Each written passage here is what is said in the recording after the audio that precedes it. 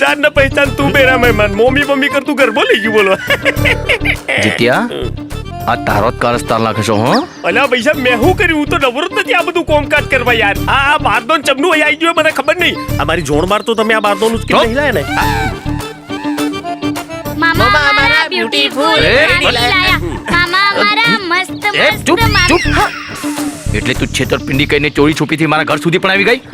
ચાલ નીકાળ અરે પણ મારી વાત તો સાંભળો મારે કઈ સાંભળવું નથી ચાલ નીકાળ ચાલ નીકાળ અરે એક મિનિટ અરે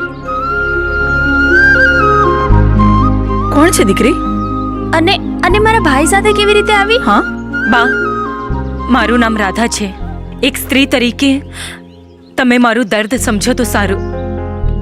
મારા મા બાપ મૃત્યુ પામ્યા છે અને મારા કાકા કાકી